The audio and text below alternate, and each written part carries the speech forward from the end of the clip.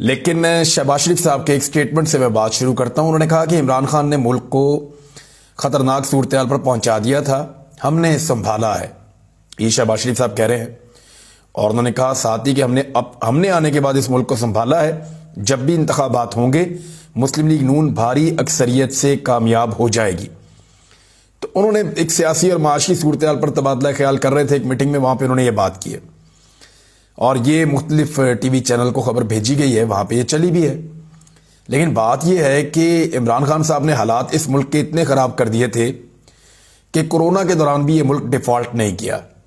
حالات اتنے خراب کر دیے تھے کہ عمران خان کے دور میں پیٹرول عالمی منڈی میں مہنگا ہونے کے باوجود 150 روپے سے کم میں 1 لیٹر مل رہا تھا, اور ڈیزل پیٹرول سے سستا ہوا کرتا تھا, جو آج آپ کو 250 روپے میں ملتا ہے, اور عالمی منڈی میں قیمت اس دور کی نسبت کم ہے. عمران خان صاحب نے حالات اتنے خراب کر دیے تھے کہ ڈالر جو اس وقت 178 کا تھا آج تقریباً 260 روپے کا ہے. اوپن مارکیٹ میں اگر آپ جاتے ہیں تو آپ کو 270 کا بھی نہیں ملتا. عمران خان صاحب نے حالات اتنے خراب کر دیے تھے کہ اس وقت پاکستان کی ایکسپورٹس ریکارڈ سطح پر چلی گئی تھی. شہباز شریف نے آ کر حالات ٹھیک کیے اور پھر ایکسپورٹس کا بیڑا غرق کر دیا. عمران خان نے حالات اتنے خراب کر دیے تھے کہ ٹیکس ریونیو, جو ریونیو کلیکشن ہے پاکستان میں, جو ٹیکس اکٹھا ہو رہا تھا, وہ تمام ریکارڈ ٹوٹ رہے تھے اور پاکستان اپنے ہدف سے آگے جا رہا تھا.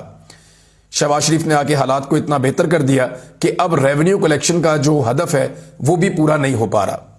عمران خان نے حالات اتنے خراب کر دیے تھے کہ اوورسیز پاکستانیوں نے پاکستان پر اعتماد کیا, حکومت پر اعتماد کرتے ہوئے ریکارڈ فارن ریمیٹنسز بھیجیں, یعنی باہر سے اوورسیز پاکستانیوں نے پیسہ پاکستان میں بھیجا ریکارڈ. شہباز شریف نے آ کر حالات اتنے بہتر کر دیے کہ اب اس کے اندر بھی بہت زیادہ کمی واقع ہو چکی ہے. عمران خان صاحب نے حالات اتنے زیادہ خراب کر دیے تھے کہ مزدور نہیں مل رہے تھے کام کرنے کے لیے. سکلڈ لیبر جو ہے اس کی قلت ہو گئی تھی ٹیکسٹائل انڈسٹری میں, اور آپ کی ایکسپورٹس بڑھ گئی تھی, آپ کی پیداواری صلاحیت بہت زیادہ بڑھ گئی تھی, اور پاکستان 2 سال سے لگاتار 6% کے قریب ترقی کر رہا تھا, اور ایسا بڑے لمبے عرصے کے بعد ہوا تھا. اتنے خراب حالات تھے.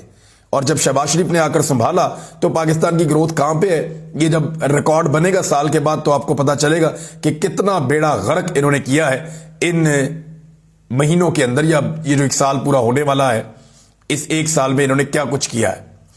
عمران خان کے دور حکومت میں پاکستان ڈیفالٹ کے قریب بھی نہیں گیا تھا, اور انہوں نے کہاں پہنچا دیا جب حالات بہت اچھے کیے.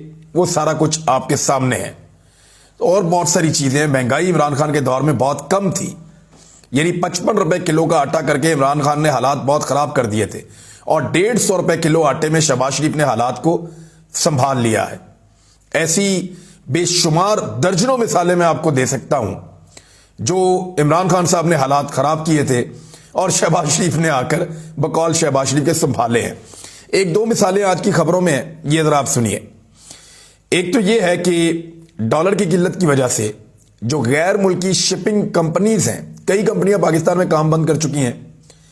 لگ بھگ 7 ملین لوگ کہا جا رہا ہے, 70 لاکھ کے قریب لوگ تو صرف ٹیکسٹائل کے اور دیگر شعبوں کے جو ہے وہ بے روزگار ہو گئے ہیں.